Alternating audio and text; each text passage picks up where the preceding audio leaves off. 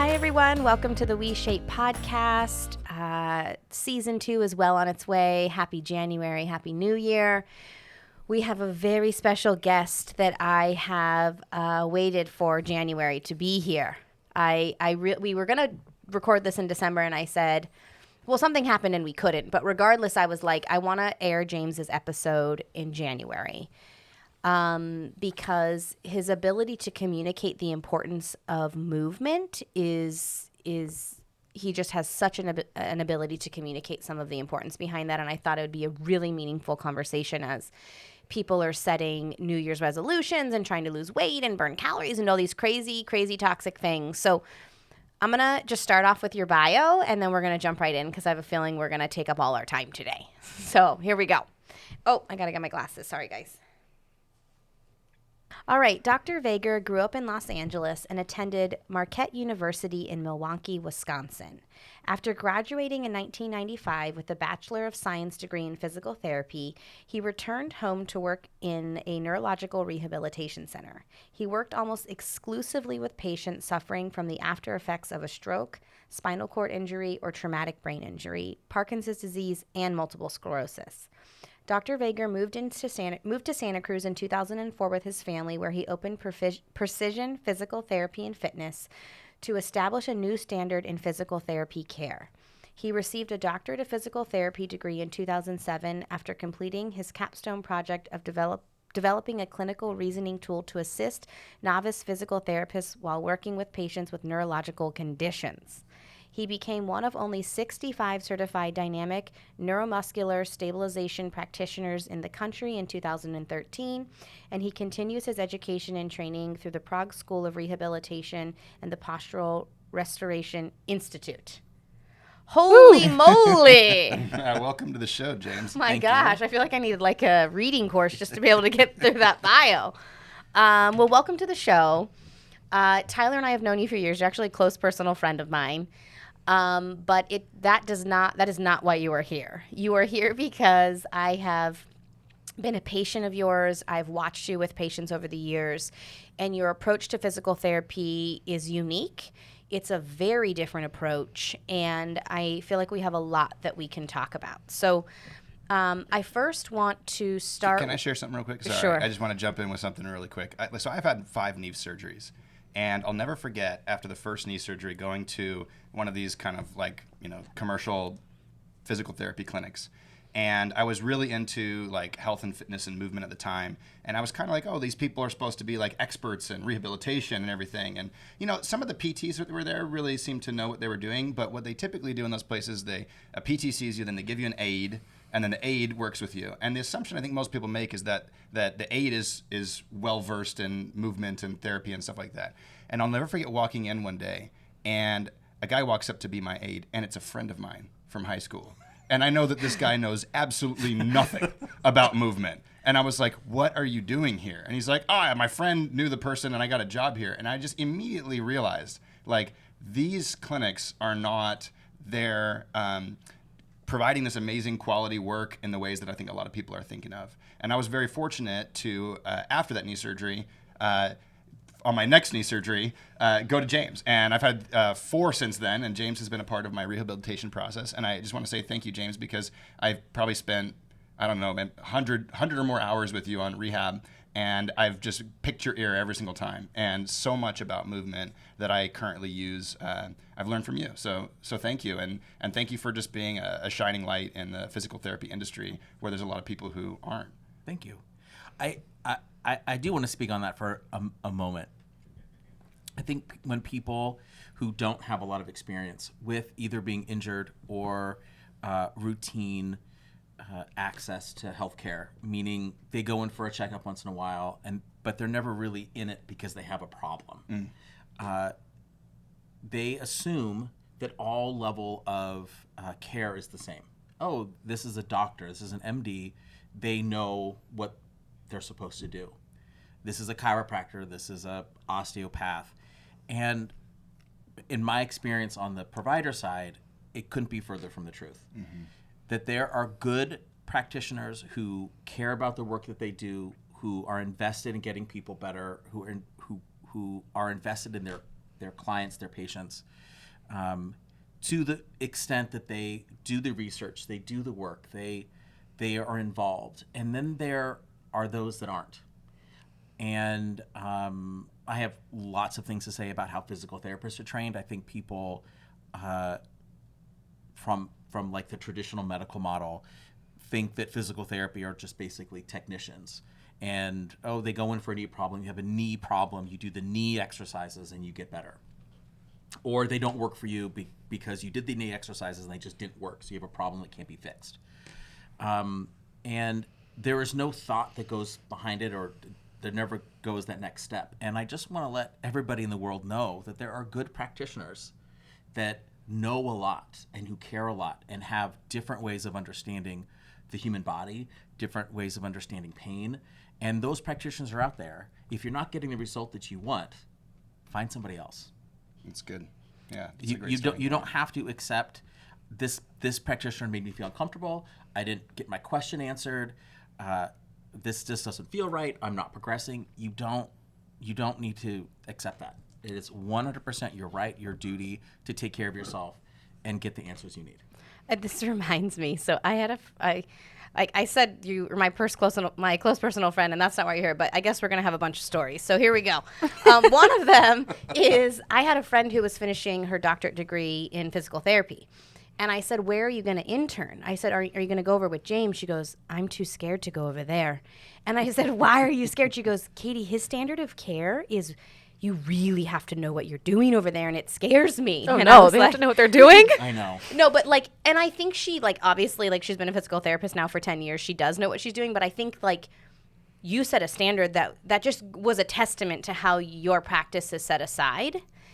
And I had my own experience in working with your clinic. I had extensive ankle reconstructive surgery. And the thing about it is the surgeons actually don't tell you what's going to happen after. They just tell you need this surgery. So I had the surgery, and then I went in, and your business partner, Chris, said, oh, yeah, we're going to teach you how to re-walk. And I said, excuse me? And he said, yeah, your ankle needs to learn how to function properly again. So you're going to come here 3 to 4 days a week. I was like, mind blown. And then at the end, I always tell a story because it's burned in my memory, but I had developed, I have a pretty significant size scar that goes from my foot all the way up to through my ankle. And I had developed really bad scar tissue. There was a mountain on my ankle. And since I was your friend, you came in and you said, ooh, we're going to fix that today. And I said, what does that mean? And then you took me in a room and you closed the door. Oh, no. And you got out this scalpel-looking device and you proceeded. What did you even do? Well, there's instrument-assisted soft tissue mobilization techniques. And I know it's a mouthful. Sounds pain-free. Sounds like torture.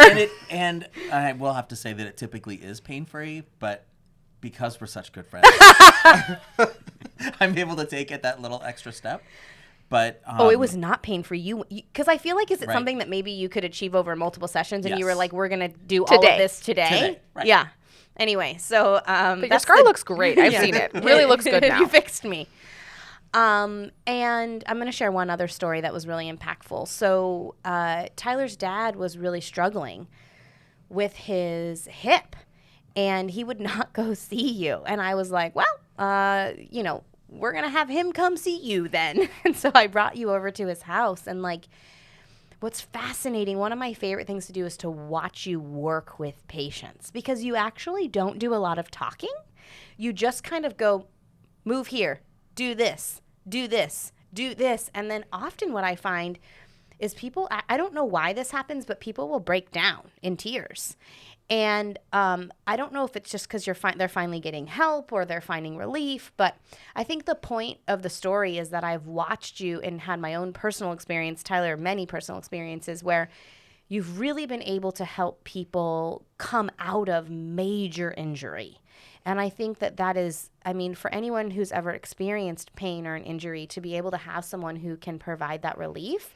Even during my last pregnancy, Macy was sitting on my back in a weird way, and I had a pinched nerve that was causing severe restless leg syndrome. And I would go to every practitioner, for anything, chiropractic, massage, like different, everybody. And it got so bad that I usually wait till the very last second before I call you because I don't want to bother you. And you're always like, why did you wait so long? But anyway, you came over and you said, oh, this is going to be painful. I'm going to move the baby around and move your rib cage. And I was like, okay. And it was. But then I'll never forget, I remember feeling like I got relief for 3 days. Like you moved her in a way that came off my back.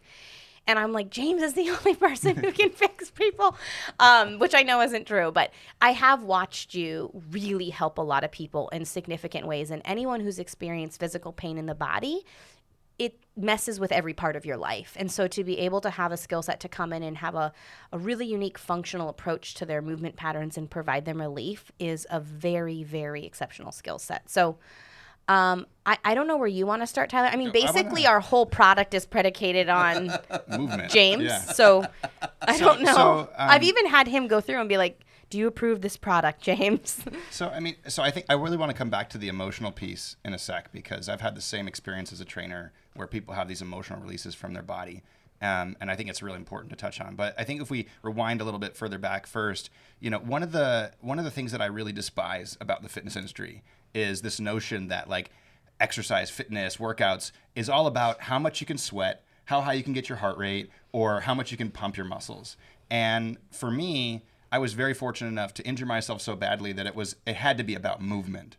And the moment I saw myself as more of a practitioner of movement or an educator of movement, that moment I was like looking at all the other personal trainers and all the other people and going like, you don't get it, right? And I'm just so curious, like maybe you can shed some light on your experience with that and kind of help people understand, because to this day, there's not a single person that I talk to that immediately understands it's about learning to move your body better. And when you move your body well, you have very low likelihood of getting injured and pain and experiencing pain.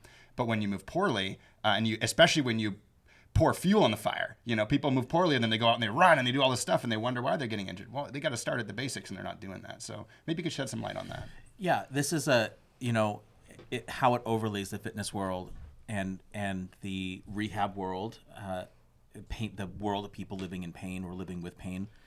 People don't have a good understanding of where pain starts. And what I mean by pain, I mean like slowly my knee started hurting or my back started hurting. I'm not talking about people that have some sort of insidious problem like a cancer or some other infection. I'm talking about people that have the pain in their elbows, their knees, their feet, that kind of back pain. People have a very, I don't want to say strange, but from my perspective, it's being on this side of it, it seems strange that somehow pain is some sort of alien visitor that somehow inhabited their body for no reason. Right. You're unlucky. Right. And I need to figure out how to get this alien to get out of my body. Can I go to surgery and have it cut out? Can I go to a chiropractor and have them pop it out? Can I take a pill? Can I take a pill? Can I do a stretch? And that is really, the structure, the belief behind that is completely false. There's a number of ways it starts. And it's really a process. It's really like there's a starting point and then it develops over time. Our bodies have an amazing capacity for rejuvenation, an amazing capacity for to be limited in some way and figure out a way around it. Mm-hmm. So if I can't lift my arm in front of me the proper way, my body has enough overlap and duplicitous movement muscles and joint freedom to allow me to move my arm so it looks kind of normal, right, even though it's not done normally in the normal human movement way. So can I just pause for that? Because I just want to make sure that listeners totally understand what you're saying. Like, when you're born, ideally, you learn how to move properly, and then you lift your arm. No, you don't. You don't. Actually, I'll start. We'll start at the very beginning. Yeah. Let's start in the womb. You get me started. Okay. And actually, they're starting to do intrauterine studies on movement and movement development, and that we learn and output movement patterns actually in the uterus that are different because we're in a reduced gravity situation because we're suspended in fluid. Mm-hmm. And that we have to relearn and re-output different patterns when we get out of the womb. It's crazy. Anyway, I know it's weird. But So when we are born, we are one of the only animals, creatures, beings, however word, I don't want to offend anybody, that is born immature, completely immature. We don't have the ability to do anything well except for three things: breathe, defecate, and suck. Those are the only things we know how to do. We can't see. We can't really hear that well. We don't have any coordinated movement in our limbs. And so we spend the first about 12 weeks of our existence breathing, eating, and going to the bathroom. And then what happens then is our brain, some magic thing starts where the genetically encoded movement patterns begin to play out. Doesn't matter if you are born in the middle of a jungle in South America or in Chicago, you are going to output the exact same movement pattern and the movement sequence. It's not taught, it's not instructed, it is something we play out from our genes. Can any sort of physical environment interfere with the expression of that? In other words, change course? Sure. If you are not handled, if you're not allowed to be on your stomach, if you're not allowed to move freely, if you're not interacted with, all those things, if you have some sort of injury to your brain. Or if you're put in one of these things that holds you upright before your body's supposed to hold upright. Exactly right. Like so there are different pieces, and I will say as a side note, I don't know if we're getting too far into the weeds, but about a third of humans don't develop correctly. They don't develop. That's a big number. It's a big number. And Like you didn't even learn to crawl correctly. Sorry. Yes, and so it really affects why this all matters is because if I output the sequence perfectly, because I'm really immature physically, the pulling of the muscles by the movement pattern that's elicited automatically, the pull of the muscles is what shapes our bones. It shapes our joints. It aligns us to what we are as adults. So that is why, this is one of the big reasons why, when they substitute, when they put implants in the body like titanium hip, or steel plates in the leg to try to like fix a fracture, and they'll snap. And it's because the bones can be so light because they are specifically designed to withstand the exact forces that are being placed on it by the muscle. You put different structures in there that don't have that tensile strength in that specific way, and that's why they can break. So anyway, that was a little bit of a digress. But so if it happens normally, we get normal joints, we get normal function, we get normal use. If it doesn't happen normally, our joints won't form the correct way. Okay. And so that can lead to a whole other host of problems. And about a third of people have some sort of hiccup along the way of development. And one of the other things I realized is about a third of the population will access physical therapy at some point in their life. And I just was like, wow. And I learned those statistics in two totally separate places. And I thought that was really What's interesting, strange. It's a little bit of a tangent, but I always think about this. So when I was in child development, there was I don't know if she was a researcher or I don't know what her name was Magda Gerber, and her whole program's philosophy is we do not put infants in position that they are not meant to be in. We do not put them in contraptions. Everything is at their level. Everything is done, and we give them the physical autonomy to move their body how it should. We actually don't intervene until it's dangerous. So I used to work in centers where the Magda Gerber philosophy was implemented in these infant environments. And the whole idea was that you set up the environment with no contraptions.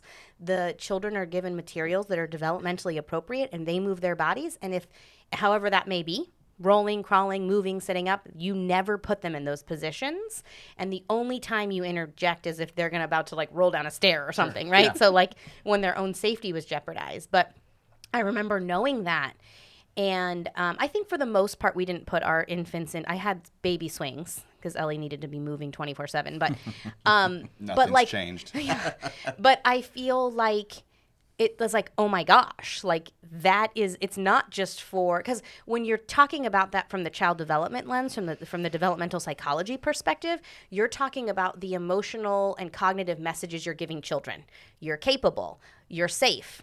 trust your body, right? But you're talking about it from like a very different lens, but with the same implication. Intent. Yeah. Yes, 100%. So if I take, let's just assume we have a normal developmental process that happens, and I learn how to control my body properly, and my joints are moved the way they were designed to move. And I talk about that a lot with my patients, with my clients. Then you're going to have a system that can last you decades and decades and decades and decades. And if I could maintain ideal alignment and ideal balanced use of all of my body and all of my joints, I'm never going to have a painful day in my life. But let's say I want to join, I feel like I need to get some exercise, and I take work with a personal trainer, or I take an exercise class that is really intense, because, the more intense, the better, right? Right. Let's celebrate the intensity.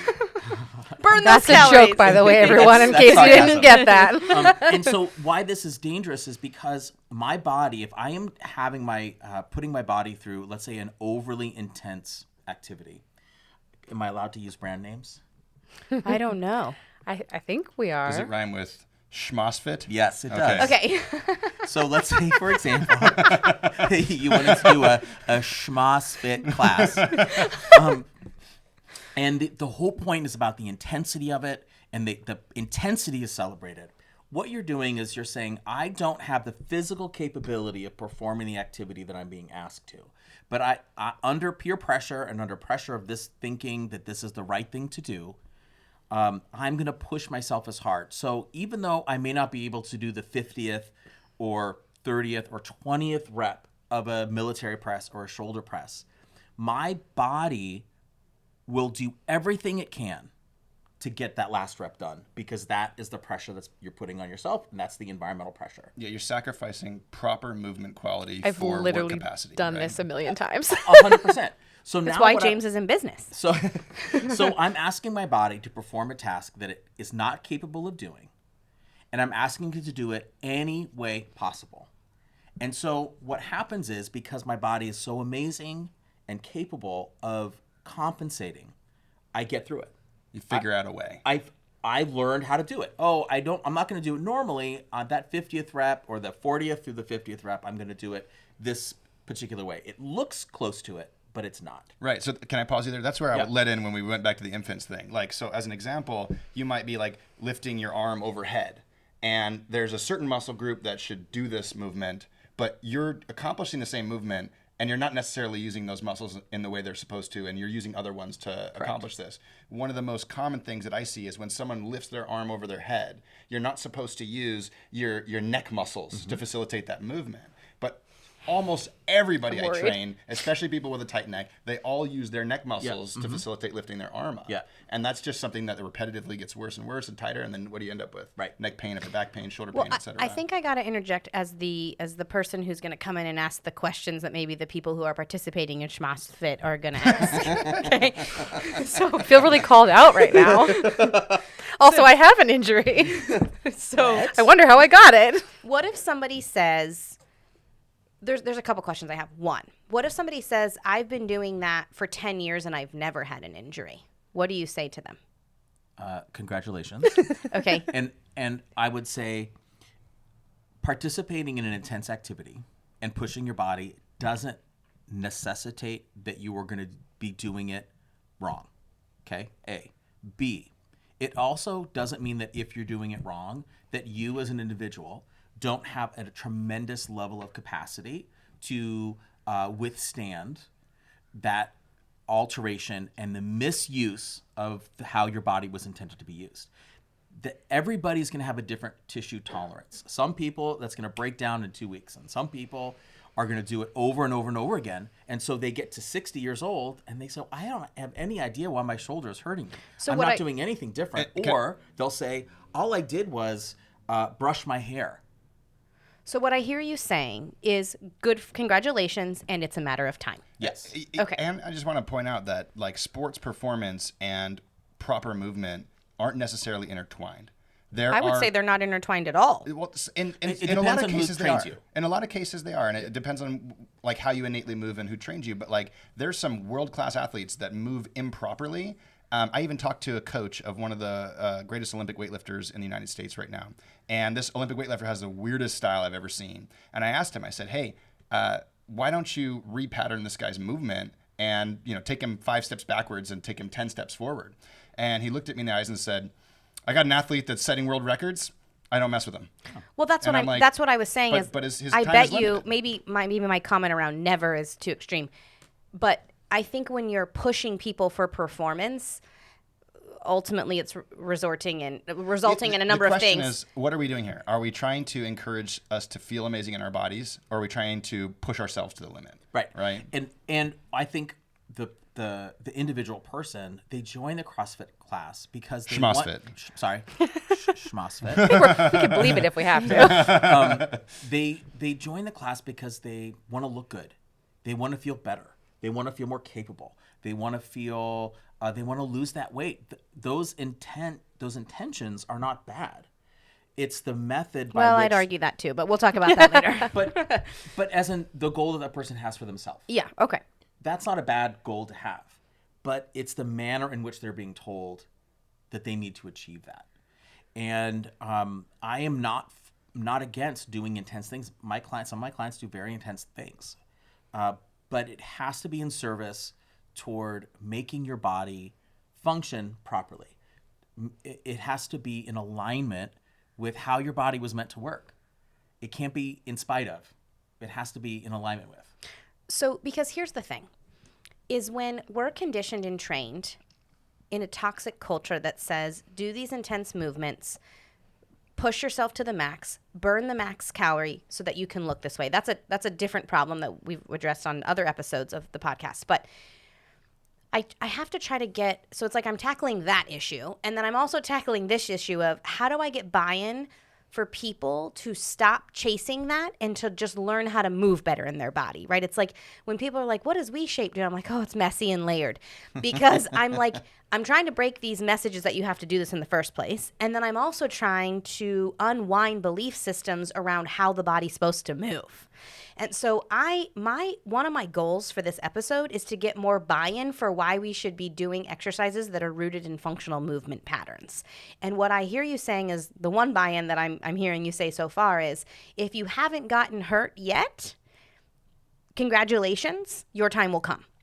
It will. For most people, it will. And it has to do with the amount of wear and tear, how, a lot of things, how your body is nourished and a bunch of different factors I don't need to go into. But that is definitely true. Injury and pain are significant limiting factors to people's ability to not just participate in exercise, but to feel at ease in their body. Yeah. I mean, anyone who's ever had a significant injury can attest to how life-altering it is. We brush it off. Oh, that person had knee surgery. This person had that. But when you're in that, those 4.5 months it took me to learn how to re-walk were terrible. Yeah.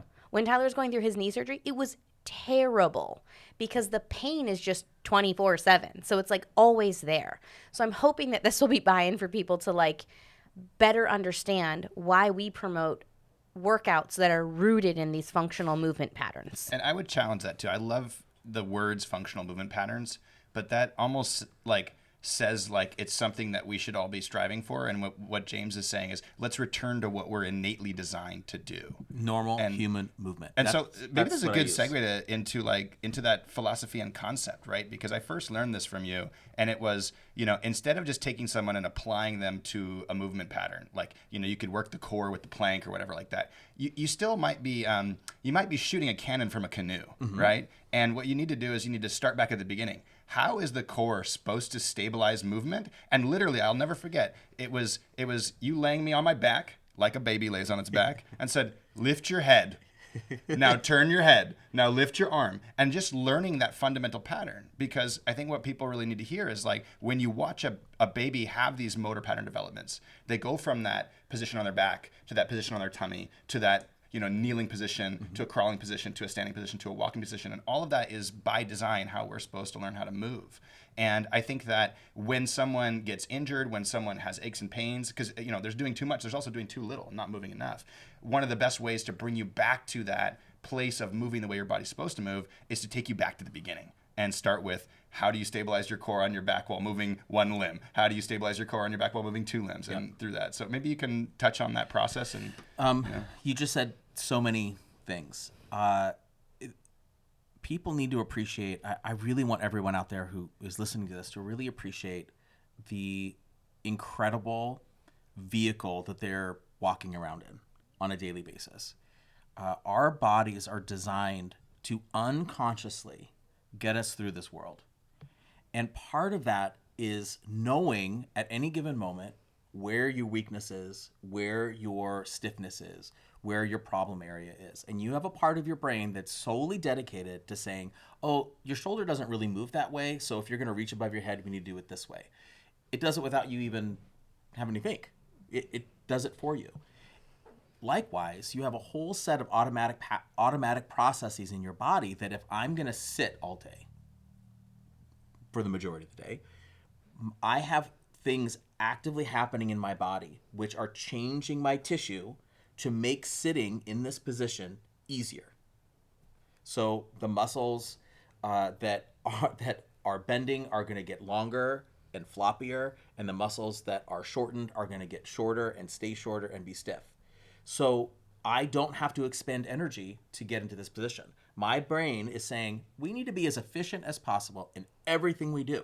So there's these automatic processes that are constantly, if you sit all the time, your body is becoming as efficient as possible at sitting all the time. I'm going to have a mental breakdown right now listening to this. I love it. No, I'm literally like, I have to go. I'm so sorry. I got to go for a walk immediately. There's a principle that you hear in a lot of like physical therapy and like athletic training circles, which is the SAID principle. I'm sure you've heard that one before, but specific adaptation to imposed demands, right?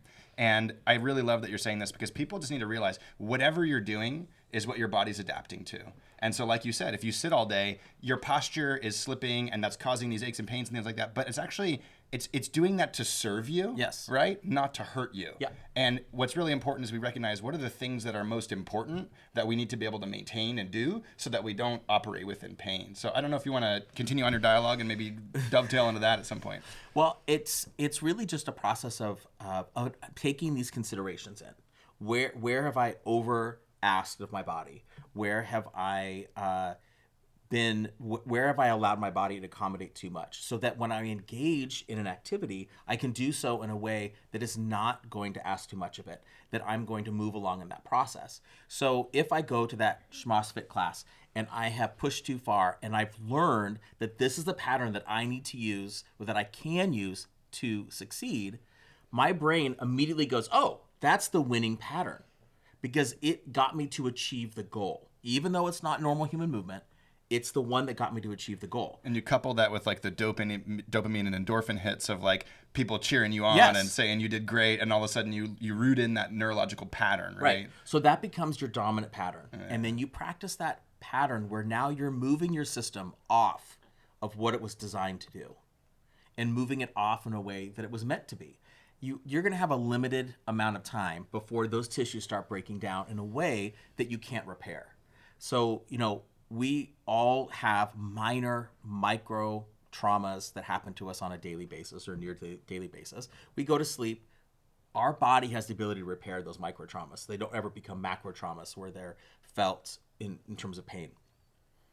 Eventually, if we repeat the same pattern over and over again and the same wear and tear in our body, that is going to cause macro trauma, which is pain. And that where this becomes a problem, a cognitive dissonance between what you're happening in your body and what you recognize is you haven't recognized pain or dysfunction in your body the whole time. Let's say you did the SchmossFit class 3 years ago and you're still participating and nothing's really a problem. And then you go to lift your arm to brush your hair and all of a sudden your shoulder starts hurting. You're like, well, it's got to be how I brushed my hair, or it's got to be the way I lifted the brush. Well, this is a problem that started years ago, but your body is so good at masking the issue that you're not really going to have significant tissue damage where it's,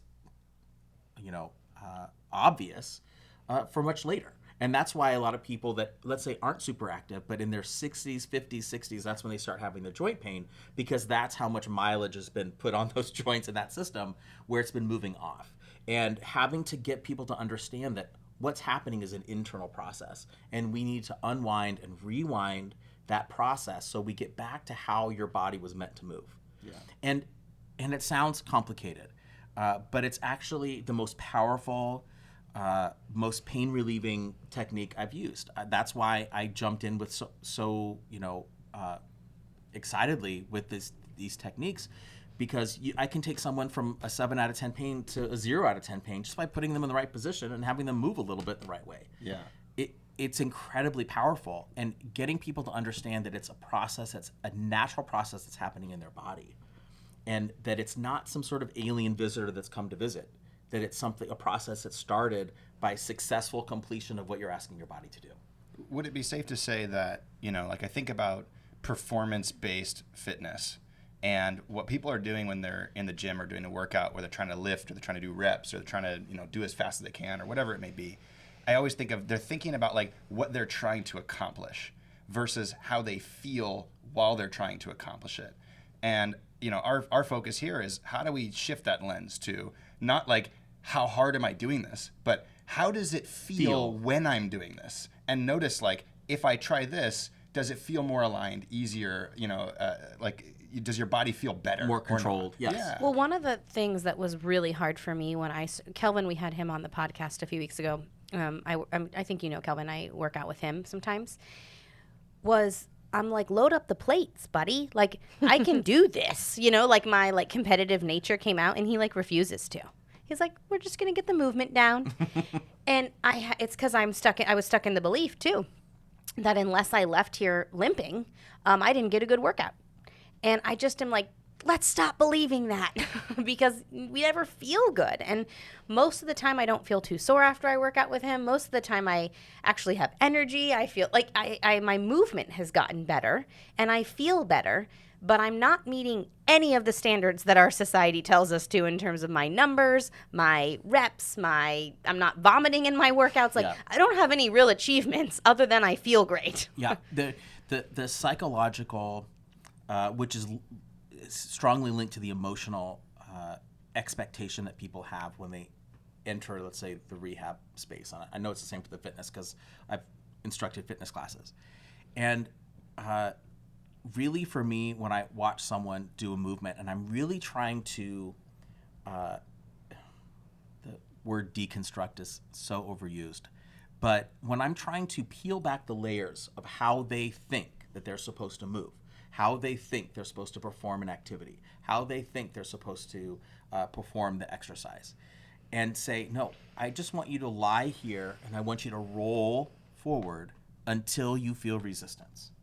Not pain, not stretch, just roll until you feel resistance. And how few people can really understand that piece. Because they are shooting, I'm supposed to roll this far forward, even though I've never given them that goal. I've never said this is how far forward you should do it. They automatically project themselves 30 degrees forward, 10 minutes in the future, to the point where they're supposed to be normal. Even though they don't really have an idea of what normal is, they want to be normal. And they're shooting for this objective that they don't really understand. And trying to coach people, instruct people on where you're going to get the most benefit is moving from right where you are to the next place that you're able to go. Yeah. There's a really cool drill that people can try at home to kind of maybe just give them an experience that would highlight this. And I think what I'm hearing you say too is let's all practice movement, not do exercise. Right? Correct. And so like if you're at home and you can straighten your leg and make a very slow circle with your toe.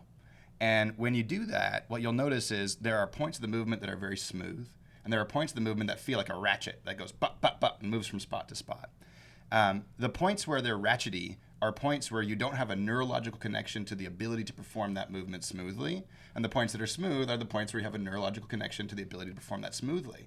This is exacerbated across the entire body. And it's those ratchets, those inability to move things smoothly and with control and coordination, where we start to develop those injuries, aches and pains, lack of support, stability, etc. So I don't know. I think it's just one way maybe for people at home to try something out. You said something a minute ago, and I think this is a great dovetail. You said, there's this emotional component to it. And I find that that's a massively understated component. And when we look at someone, I often say you can see someone's self-worth or how they're thinking about themselves in the way they carry themselves. And I'm sure that you've had way more experience than this than I do. So I mean, I don't know. Maybe you could share some of like the insights you've had around that, or experiences or stories or whatever feels comfortable for you around that side of things. This is a big aspect. When I first started working as a physical therapist, I would have like the older PTs, and they would give me, it's, you realize you're just working with people's minds. And I'd be like, yes, brother, yes. And it's not until I've been doing this for almost 30 years that I really understand that is 90% of what I do.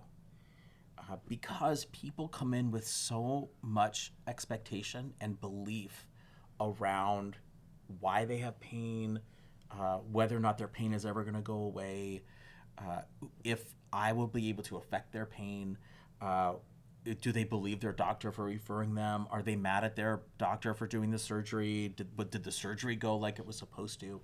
And it creates this bubble. For some people, it's defensiveness. For other people, it's feeling out of control, and they don't want to give that control to anybody else. And I really I really believe this, that good practitioners, doesn't matter their field, when it comes to the body, will be able to help that person recognize their personal beliefs about their body is the most direct way to get them to improve their body.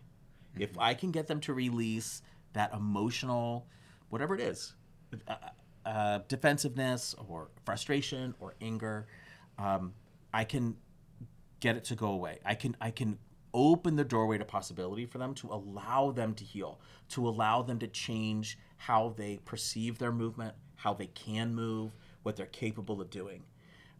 It's incredibly powerful, and I have a reputation in my practice. We have like 15 therapists now, and so I do a lot of mentoring for my staff. And so if they have a patient that's not necessarily doing that well, or they want them to do better, or they have questions, I'll come in and help them with the treatment. And it's just, I have a reputation for making patients cry. It's just something I do. And sign me up today. It's not because I'm where do we line up? It's not because I'm doing something that's creating physical pain. This is my favorite story. I had a therapist who said, I have this patient and she has back pain. She's had back pain for years, and she gets a little better when she's here. I think I know what's going on, but she's just not getting better. Like, I tell her what to do and I can get her to feel better, but then she comes back and everything is bad. She's really frustrated. Can you come in and work with her with me? And I said, sure. So we walk up to the lobby and we open the door, and the woman is standing there. And the woman, like, she's standing in the middle of the lobby. I don't really know why she's standing in the middle of the lobby, but she's standing in the lobby, and we open the door, and she immediately looks at the door, and she looks at her therapist, and then she looks at me, and she just bursts into tears. like a full breakdown in the middle of the lobby. And that's something I have a lot of theories as to why that is. But there is and then during that session, she cried a lot more. And I wasn't doing anything. I was positioning her.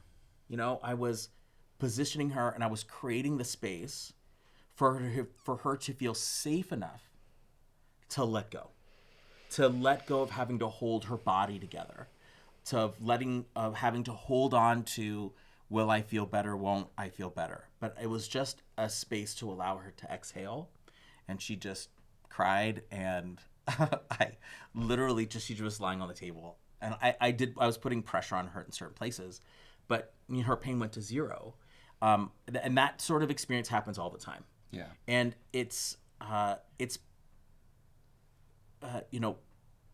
it's just part of me recognizing the person that's inside the dysfunction, the person that's inside of the struggle, the person that's inside of the pain, to really understand and allow them the space to let go enough to get to a baseline. Yeah. Instead of having to hold this almost performative. That they don't even realize they're doing that, though. They don't know. They don't have a clue. And this isn't just a gift you have. I think it is a gift that you have. But I think that this happens to a lot of people who work in these physical fields, right? There's a great book called The Body Keeps Score by Bessel van der Kolk, and very detailed, goes into how trauma and emotions are stored in the body and how those can influence posture and the way you hold yourself and the tightnesses and things like that. So it sounds like what you're alluding to is people get an injury, maybe it's gradual over time. Maybe it's related to emotions. Maybe it stimulates emotions. But either way, they get stuck in that. And what you're trying to do is help them feel safe enough, either through the nervous system or through the body, to allow that to come out. And then it becomes a little unstuck. Yes. Right? Yes. And here's an example. I had a client who has cerebral palsy. And so she's in her 30s. And so she's moved her whole life with this pretty significant limp. Her right leg really doesn't contact the ground correctly. So it's been causing some pain, instability. She can't really walk with a surety. She can't, she falls frequently. And during my first visit with her, she wasn't just coming in saying my leg hurts or my back hurts or my leg doesn't work right. She was coming with the emotion of having to manage this everywhere she goes. In every situation she's in. Yeah. Her entire life. Wearing this. And what I said to her is, I said, let me take off your shoes and socks and let me look at your foot. Let me look at your leg. Let me see you stand up. And I said, is it okay if I work on your leg a little bit? Sure. I'm just going to move your foot around. Is this okay? Yeah. How does that feel? Oh, it's kind of stretchy. I said, okay. Well, and all I did, I was just moving her foot around a little bit. And then I said, hey, this must be really hard for you. And she said, what? I said, to have this and, you have this leg your whole life. And it also, I'm sure you've been to therapy before. She said, yeah, a lot. And I said, it also must be like coming back here, knowing that nothing is really going to change, that it's going to be the same old, and you're sort of only here because your doctor told you to come. Let me just see what you look like when you stand up now. And she stood up and her foot went on the ground a little bit better. And she just burst into tears because she'd never had an experience. When I was talking to her about it, she said, no one has ever made me feel that way. No one has sort of understood where I was coming from. No one made me feel like I could change. She didn't feel seen. They don't feel seen. And if I don't feel seen, I'm never going to let go. Physically. Literally physically. Physically. Yeah. Emotionally, psychologically, physically. And if I don't see what someone is really like physically, that is just such a joy for me to open that window for someone and say, what if you did it this way? And they don't have pain, or they're able to do it in a way that they've never been able to do it before. And it's an aspect of fitness, of rehab, that people completely dismiss. They don't understand it. Even as an individual who wants to feel better in their body, who, even if they want to look better, which I'm never going to begrudge someone wanting to look better, they feel like it's external to them. They feel like it's someone has to do something to me, or I need to do it like this person is doing it. I need to do it like I'm being told from this source. And their true connection to who they are is completely lost in that process. And that to me is the most powerful tool that someone has, is being able to say, oh, this feels good when I do it like this. It doesn't look like that. It doesn't look like that. It's not what this person told me, but it's a revealing of what feels good. It's a revealing of who they are and getting to know who that is. That to me is the most powerful unlocking step that people can make to change. And if you are following a plan that is uncomfortable or is based on lack and is based on not enough, you are constantly punishing your body, yourself, for in a way that it's completely unnecessary, and is causing you to get further and further away from knowing how your body wants to move, what feels good for you, and what's going to be successful for you. Because you're not gonna last if things are uncomfortable. You're not gonna last if you're in lack. That's just not going to be sustainable. I think you just blew my mind a little bit, because I've been in a situation where I have had shoulder pain for a lot of my life, and I used to see a chiropractor about it, and I think they're probably a very accomplished chiropractor. And basically they said, well, your shoulder kind of slumps forward on this side. You probably have short muscles in the front, and I can tape it, and I can kind of, crack you back and forth a bit and give you a bit of massage, but it's always going to happen because how your body just kind of like wants to pull forward. It's always going to do that. So if you come see me every, 4 weeks or whatever for the rest of your life, yeah, and pay me. we can work on that, but it's just going to always kind of do that. And I was like, okay. And so in my head, which again, you just kind of blew my mind, I was like, that's just something you're going to live with forever. And that's been in my head until right now. But this was like 10 years ago. I injured myself high school was not 10 years ago. It was longer than that. But this happened 10 years ago. And I was like, well, my shoulder leans forward. It's always going to be like that. I'll try and stand up straighter, but it just kind of is the way my body is made that way. And I'm like, oh my God, what if there's like a different way? Like that just hit me for the first time in easily 10 years. Yeah. And that experience right there is why when you pay attention to what people, their beliefs, that's where the payoff is. Because people aren't even conscious. I would never have known. I'd have been like, that's just what it is. And he's a doctor. I trust him. And I'm not saying he's a bad doctor by any means. That might have been his actual experience. But I'm like, it didn't occur to me that there could be another option.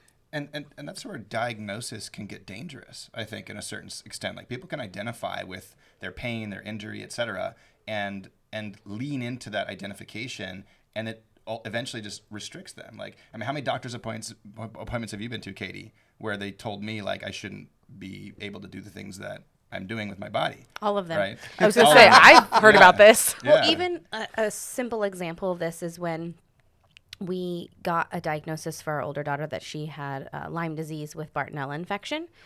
I was like, we will not identify with this because I will not allow her to think that this is a part of who she is. And the minute that, and so I would tell her like, oh, all the treatments that we're doing we're getting it to leave. And then when the markers got low enough to where he was like, oh, we can probably stop antibiotics and various things, I told her we don't have it anymore. We treated it. It's on the way out. We don't identify with that. That's not who you are. And I was really adamant about like, I cannot have her attached to this at a young age and have a subconscious belief system that this is a part of who she is.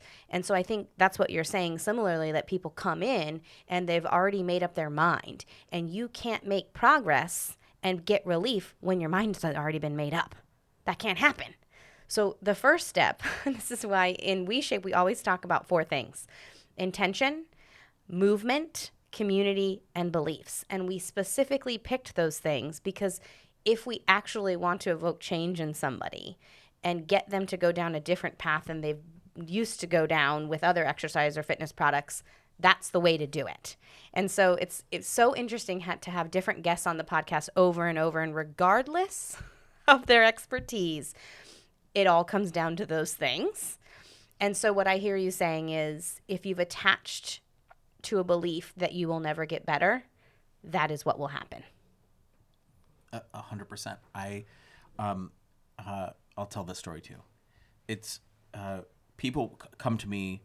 I've been doing this for almost 30 years. So people would go to their doctor and they would have knee pain, and they'd go to their doctor and they would do the X-ray or they would do an MRI, and they would say, "Oh, my doctor says I need surgery. I've got this tear. I've got a thing floating in my knee. I've got whatever. And I would say, okay, well, we're going to get you as good as we can get you, and I'm going to fix you up, and we're going to do on this and whatever. And so I would work on them, and I could get these people to be pain-free. They can run and jump and stairs and everything that they want to do, pain-free, zero pain, no restriction in their life, and they'll still have surgery. Because the doctor said so? Oh, wow. Because that picture says there's something's wrong with my knee. And so it doesn't matter if I can perform everything that I need to do without a problem. All that matters is what a doctor said to me about my knee, and I've got this thing that is wrong, even though it's not affecting any function in my life. Wow. So after that happened a few times, I just ask people up front. If they have an MRI and they want surgery, I'll say, if I can get you pain-free, will you have the surgery? And if they say yes, then I'll say, just go have the surgery. We'll do the PT after. Yeah, we'll do the PT after, because you doing these exercises and then someone cutting open your knee and doing this extensive surgery is going to kind of take you back to baseline anyway. So just go have the surgery. And if they say no, of course I'm not going to have the surgery, then I'll do the rehab course. But I don't want to waste money and time, and Yeah. it's a waste of time. But people don't realize there's a consequence to surgery, right? Like when you do it, your body's in shock. All the muscles around it are adapting to facilitate movement. Yep. And very rarely does anybody do the requisite rehab to bring that back to a place of proper movement. Yeah, sure. And like my mom did, I'm 15 months out from a pretty extensive knee surgery. And I have worked my butt off on strength, on proper movement, on mobility, coordination, and I feel like I have a long way to go still before it feels really like I have a lot of trust and stability in that movement. And my mom had a knee replacement, and I'll never forget. She's like, "Oh yeah," she stood up and she's like, "I can't bend my knee." I said, "How far can you bend your knee?" And she's like, bent it, and it was like just past 90. And I was like, "Oh my God." And she's like, "Yeah, the therapist said I was good. Like normal people only get to like 110 after like this at my age." And I was like, "Oh my God, you're going to live the rest of your life with the inability to move your body through its range of motion because somebody didn't encourage you to stay consistent with encouraging your body to get mobile after a surgery." So, I mean, there's these downline consequences. And, another thing just to mention too, like this isn't just your experience. They've done studies with people with back pain trying to identify what is the root cause of it. And they take these people with back pain and they scan all their backs.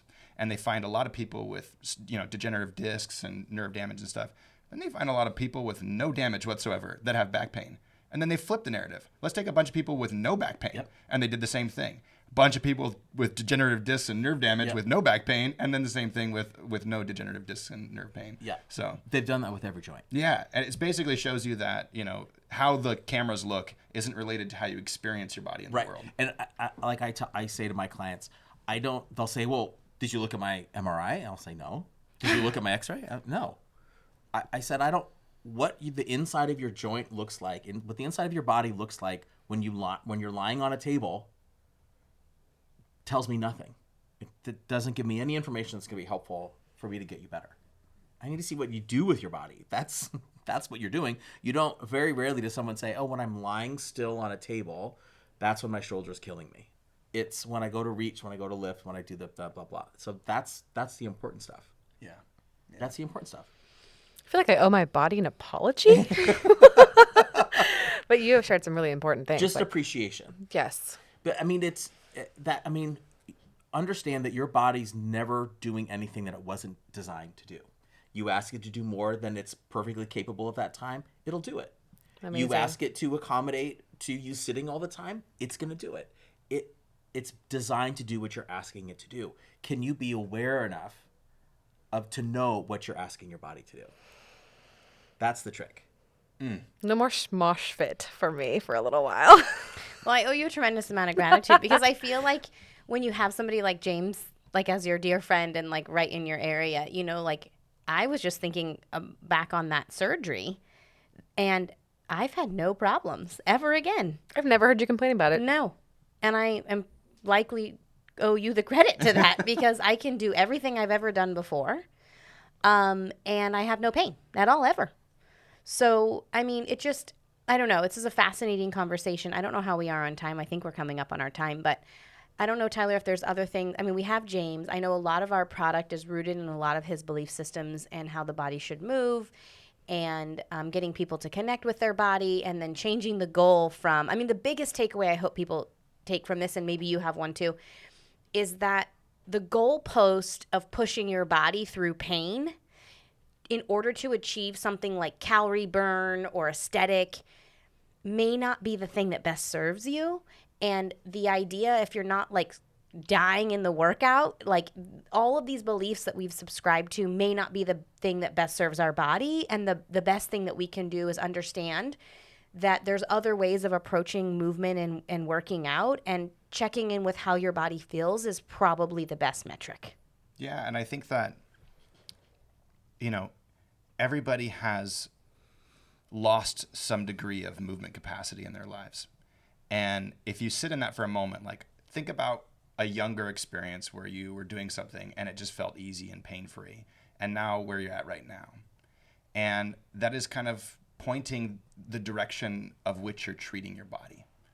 And if you're pointing the direction towards more and more aches and pains, that's probably not going to change. It's probably going to keep going that direction. And I would just encourage everybody to not give up and not identify, I'm old, this, I'm that, and wake up tomorrow and say, I'm going to show up for myself out of self-care rather than self-judgment. And let the journey be what it is. It's not going to be a straight line. It's not going to be a straight, curve upward. But I do think people really need to show up for themselves. And like you said, from the very beginning, advocate for yourself, show up for yourself, practice movement, appreciate your body. That's so big. I mean, we talked about body positivity and all this stuff a lot, but like sometimes you're not positive about it, but you can always take a moment to appreciate the fact that this thing got you up out of bed and brought you around. And it really is a miracle that we live in these amazing vessels. These vessels, yeah. So, man, thank you so much for sharing everything you did. My pleasure. Touching on the emotional content was really big because I genuinely feel that people get stuck in their emotions, and then their body gets stuck in their movements as well. So. And it's kind of like we always remind people that we have a lot of unconscious belief systems. Everyone does. And it's okay if you pause and say, like the perfect example that you just said is, I have aches and pains because I'm old. Mm-hmm. That is a belief system. That is not necessarily truth, right? And so I think giving people permission to continually evaluate, this serves me or it doesn't serve me. And then really sit with that. Like, I have this belief, is it working for me? And take the cues from your body. And it's okay if the vast majority of people around you have a belief system that you don't believe. That's okay. It's okay to think differently. So we'll probably have you back. I'll probably convince you to come back because you always have such amazing insight on just like the amazing possibilities of the human body. So thank you so much, James. We loved having you here, and thank you everyone for listening. Don't forget to write us at podcast@weshape.com. And where can people find you, James? Oh, I'm all over. Okay. If you really are interested in more about what I do, my physical therapy website is prefitpt.com. They can reach out via email at jvegher@prefitpt.com. And one of the other aspects of what I do is I really work with the energy systems of the body as well, and the energy systems of who people are. And I have a podcast about that. And that's The Spirited Body. So if you're interested in hearing more about that sort of connection between the physical and the spiritual, emotional, that's kind of stuff we talk about. Amazing. Well, we'll catch you next time. Thanks for listening, everyone, and we'll connect soon. Thanks. Bye. Bye, everybody. Are you taking new clients? All right. Yeah. I'm like, oh shit, you might not have wanted to give your email.